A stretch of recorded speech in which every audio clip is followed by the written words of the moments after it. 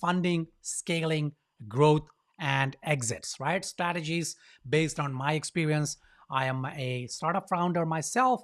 I am an angel investor. I'm a startup funding advisor, so on and so forth. But anyway, this week, the theme has been talking about startups solving real problems with real solutions for real customers and so on and so forth, right? So the last couple of days, this is what I've been talking about.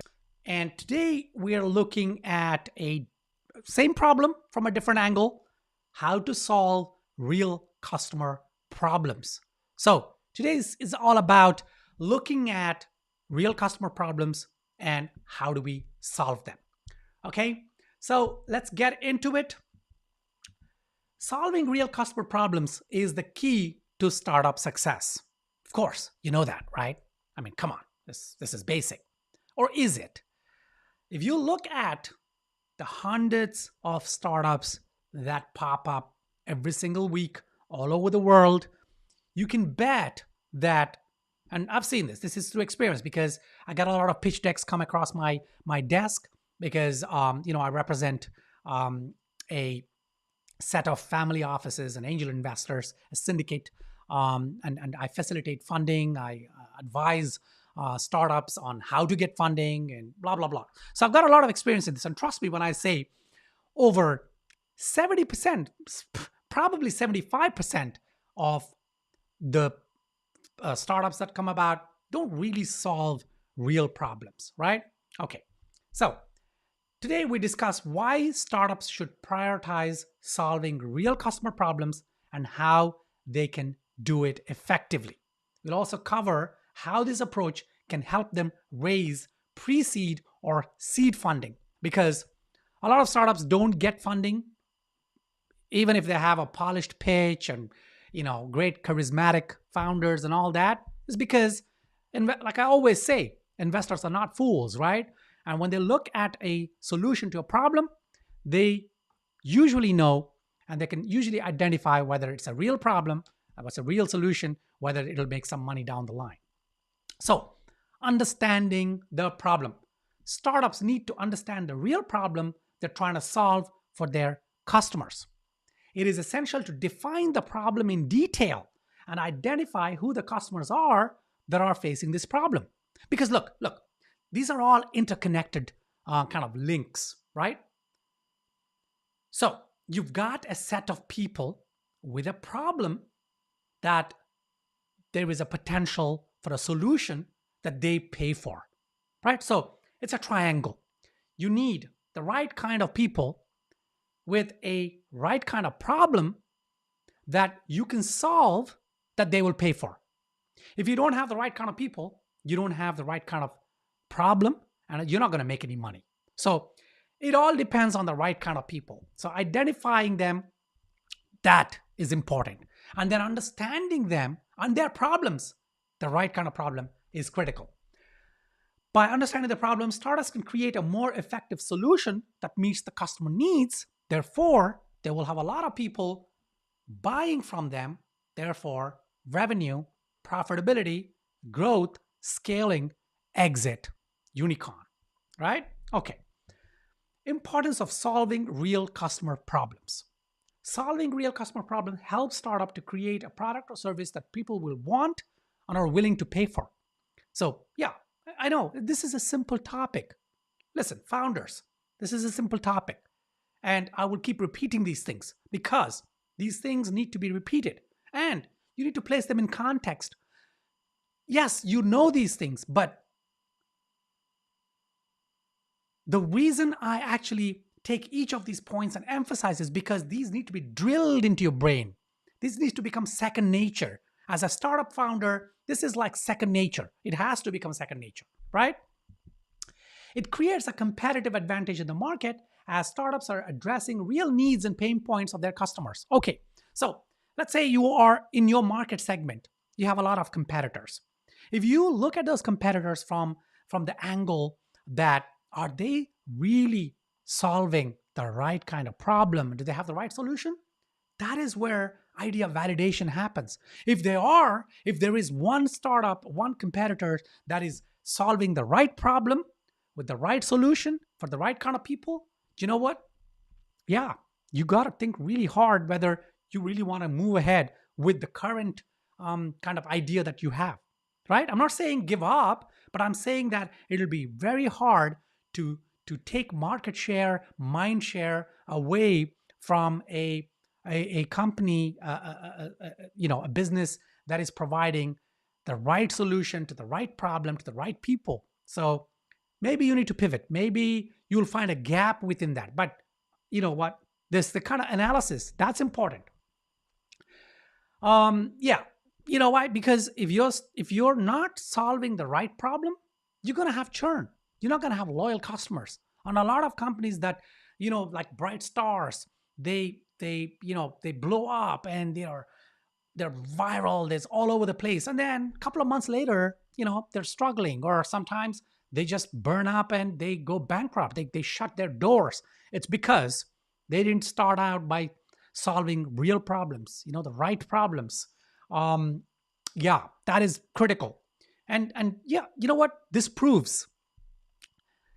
The startup graveyard is full of startups that died because they were not solving the right problems. So what's happening there then? They get funded.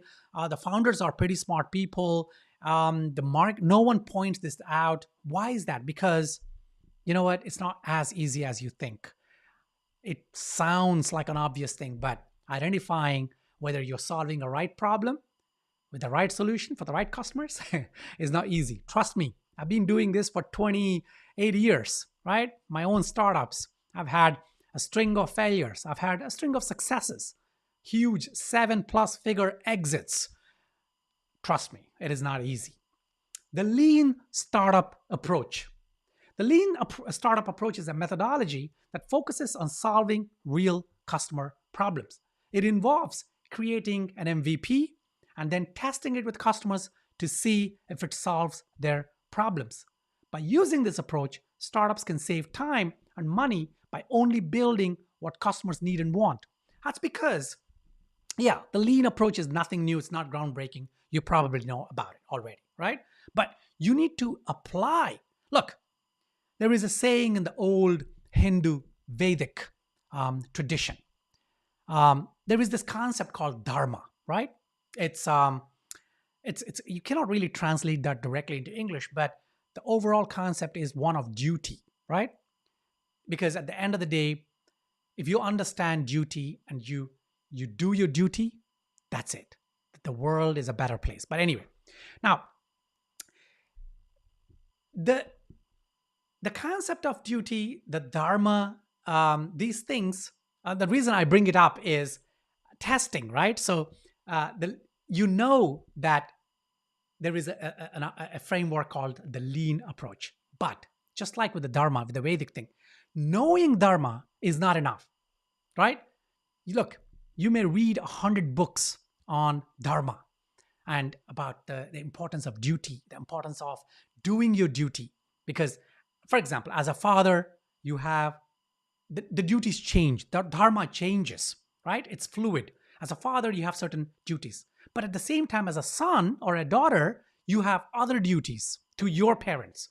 As a husband or wife, you see what I'm saying? As an entrepreneur, as a founder, look, knowing about all these things doesn't matter if you don't apply them, if you don't do them. The same with these basic principles. Knowing that you need to, it's surprising because I've seen, okay, sometimes I get on board a startup because it's struggling, it's having some problems, to identify the bottlenecks to try and solve them. And a lot of those problems stem from this idea of over bloating the initial product, right? Because a lot of founders have this idea that it needs to be perfect, it needs to be robust, it needs to have all these bells and whistles before it goes into the market. Otherwise, people won't like it. Otherwise, but they end up spending a ton of money, a ton of time and resources. And then when you get to that stage, because an MVP is for idea validation, it is.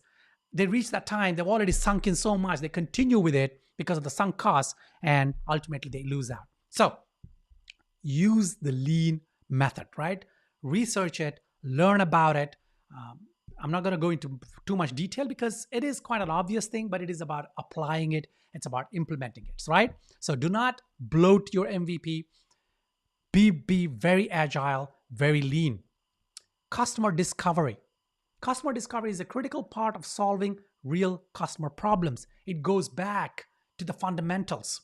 It involves talking to potential customers to understand their problems, needs, and desires. Very important, right? It's not just about demographics, it's about psychographics. And tomorrow, in tomorrow's episode, I'm going to talk about how to use archetypes and how to build your customer persona, all that. Through customer discovery, startups can gather valuable feedback that can help them refine their product or service to better meet customer needs. Why? Because solving real customer problems is what makes your startup a success. It makes it a profitable business, right? It can scale, grow, and so on. So, customer discovery, very, very important. Design thinking is something else that will help you with this.